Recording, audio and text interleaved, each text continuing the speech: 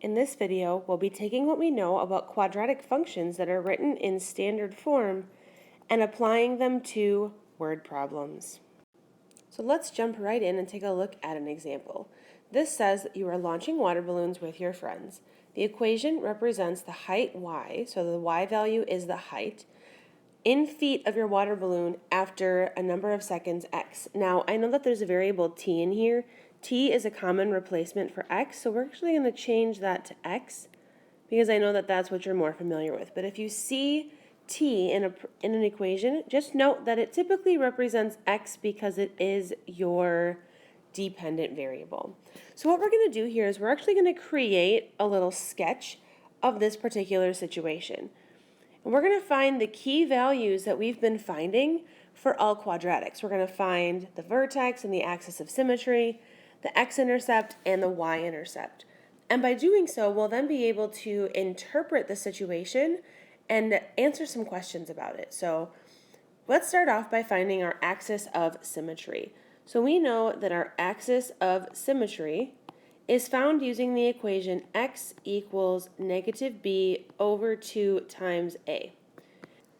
Now if we take a look at our equation, we can see that our b value is 80, so it's going to be opposite b or negative b.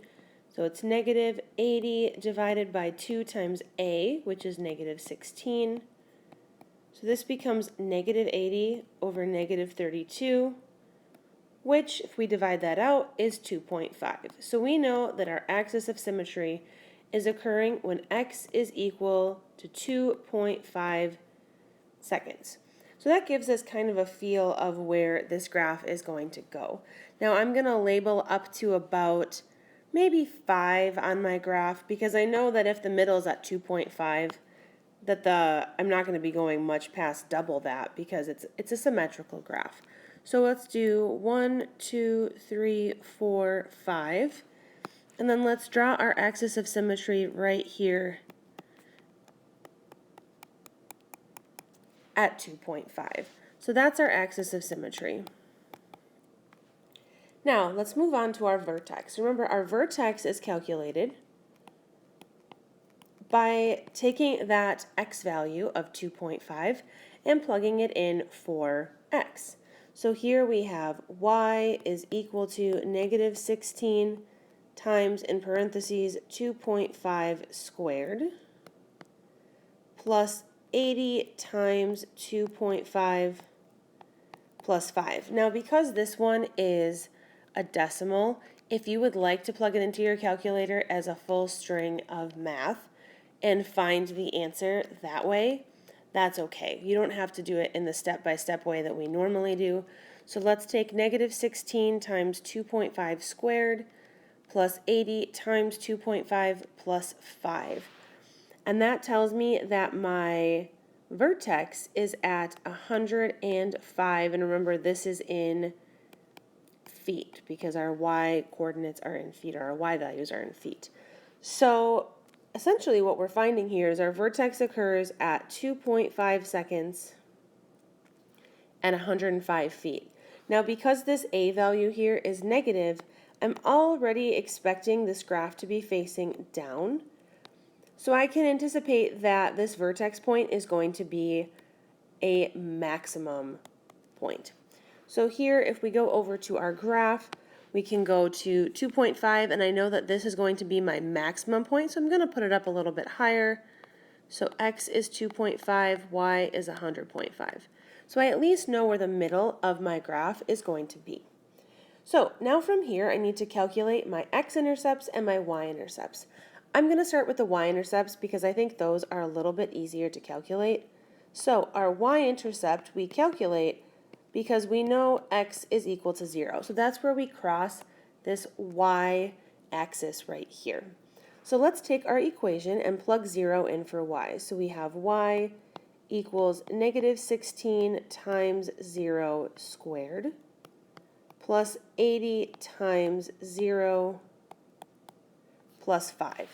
So we have negative 16 times 0 squared plus 80 times 0 plus 5, and that results in 0 plus 0 plus 5, or just 5. So I know that my y-intercept is occurring down here, not at a very high level, and that's just that x is 0, y is 5. So essentially all that tells me is that at time 0, the water balloon is about 5 feet above the ground, which is probably because I'm holding it above the ground. Now finally, let's move on and find our x-intercepts. So here we're going to find our x-intercepts. Remember, our x-intercepts occur when y is equal to 0. So if I put 0 in for y, I have 0 equals 16, or negative 16, excuse me, x squared plus 80x plus 5. Now I know I have a couple of quadratic solving strategies. We have quadratic formula, we have factoring, and we have square roots. This looks like a really good situation for the quadratic formula. I just have a feeling these aren't going to be super nice numbers. So I'm going to use the quadratic formula here. So I have a equals negative 16, b equals 80, and c equals 5. So my quadratic formula becomes x equals negative b plus or minus the square root of b squared, and then minus 4 or plus negative 4 times a, which is negative 16, times c, all over 2a, which is negative 16. So let's simplify what's underneath that square root first. So if we take 80 squared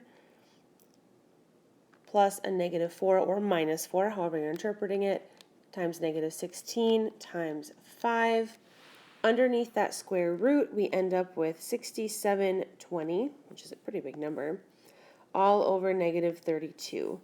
Now, if we take the square root of 6720, that becomes 81.98. So I'm going to pop that up there. So I have negative 80 plus or minus 81.98, all divided by negative 32. So if I split that, I have negative 80 plus 81.98 divided by negative 32, or negative 80 minus 81.98 divided by negative 32. So if I divide this out, so I have negative 80 plus 81.98, that gives me about 1.98 divided by negative 32. That tells me my first x-intercept is occurring at x is negative 0.06, which kind of makes sense. It wouldn't be very far over. So I have x is negative 0.06, comma 0. That's my first x-intercept. It's about right there. And then if I take negative 80 minus 81.98 and divide by negative 32, I end up with approximately 5.06. So I end up about right here at x is 5.06, comma 0. So I now have a couple of key points here that I can use to draw. So there's one part, and I'm going to put that in a different color so we can see it a little bit more. So I'm trying my best to go through that x and y intercept. And there is the model of my water balloon. So here we have the height of our water balloon. That's how high it is. And here we have over time. So we've got two questions down below we're going to answer about this situation. The first one says, what is your water balloon's highest height? Well, if we look at the graph, we can see the highest height occurs here at the vertex. The height at my vertex is 105, so I would be at 105 feet. The second one says, how long is the water balloon in the air? Well, what I think about it as is, when does the water balloon get thrown? And when does the water balloon land on the ground? Well, it gets thrown here. It's going up, up, up, up, up, up. It reaches a high point.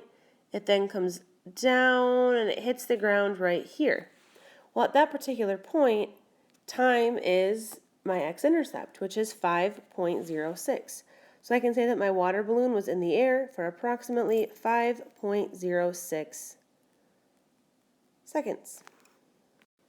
So let's take a look at a second example here. This says you launch a rocket straight up into the air. The path of the rocket is given by the equation y equals negative 16x squared plus 128x, where y represents the height of the rocket and x represents the number of seconds the rocket has been in the air. So we're going to start by drawing a model of this situation. So I'm going to draw a little coordinate plane over here so I can draw my graph on there. And then from here, I'm going to start by drawing a picture of this particular situation. In order to do that, I need to find my key value. So axis of symmetry, vertex, x-intercept, y-intercept. So we have axis of symmetry, and that's calculated by taking x equals negative b over 2 times a. Well, my b value is 128, so we have negative 128 over 2 times negative 16. So we end up with negative 128 over negative 32. And if we divide negative 128 divided by negative 32, we end up with a really nice number of 4. So sometimes these work out really nice, sometimes they're decimal numbers like the first example, and that is okay. Now, the next value I need to find here is my vertex. So remember, my vertex occurs when x is equal to 4 because it goes along with this particular axis of symmetry. So I'm going to take x equals 4 and plug it into my equation. So I have negative 16 times 4 squared plus 128 times 4. Again, because I have such large numbers in here, I'm just going to use my calculator quickly to calculate this. So negative 16 times 4 squared plus 128 times 4. And that results in about 256. So I'm going to put both of these onto my graph right off the bat. I can see my axis of symmetry is at about 4, so I'm going to have my tick marks go to about 8. So 1, 2, 3, 4, 5, 6, 7, 8. Then from here, I'm going to plot my axis of symmetry, which occurs at 4. And then I'm going to put my vertex on it. Because I have a negative a value here, I know that my graph is going to open down and that this vertex point is actually a maximum point. So I'm going to put it at the very, very top. So here I'm going to plot it and say x is 4, y is 256. So I have those key values plotted on my graph, axis of symmetry and vertex.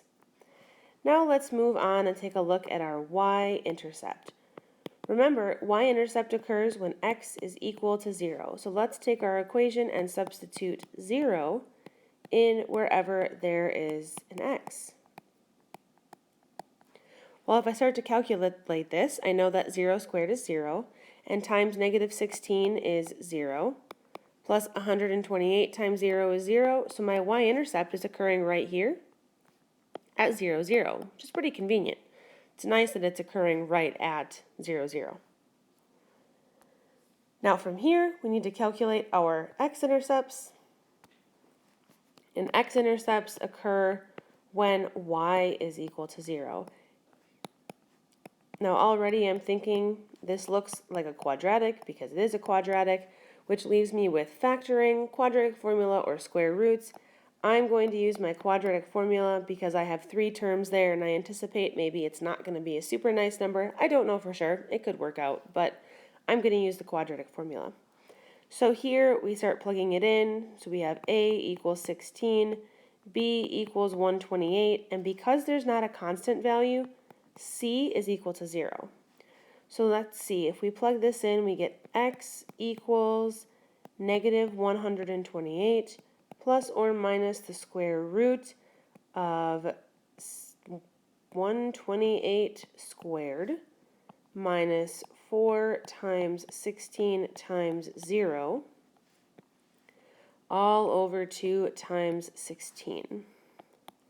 So this becomes negative 128 plus or minus the square root of, we take 128 squared minus 4 times 16 times 0. That ends up being 16,384 over, that should be 2 times a negative 16, so that's a negative 32. I'm going to give myself a little more space by moving this up. I'll just do it down the middle here. So we have negative 128 plus or minus, well, the square root of 16,354 is 128 itself. So we're going to divide that then by negative 32. So we start off with the positive version here. We have negative 128 plus 128 divided by 32. Well, that becomes 0 over 32, which is 0. So our first x-intercept is occurring right here also at 0, 0. Our second x-intercept is occurring at negative 128 minus 128, all divided by negative 32. So 128 minus 1, or negative 128 minus 128 is negative 256 divided by negative 32 is 8. So my other x-intercept is occurring here at x is 8, y is 0. So now if I connect all of my points here, let's use the color yellow. So doing my best to go through all of the points. I have a nice model there of what my situation looks like. Now from here I have two questions to answer. One says, what is the greatest height the rocket reaches? Well, if I take a look at my situation, the greatest height, remember height is our y values here. The greatest height occurs right here at 256, which is at the vertex. So I would write 256 feet. How long is the rocket in the air? Well, these are the number of seconds down here. It takes off, goes up, up, up, up, up, reaches a high point, comes back down, hits the ground right here. So our rocket is in the air and hits the ground after it's been in the air after 8 seconds. So we are in the air for a total of 8 seconds.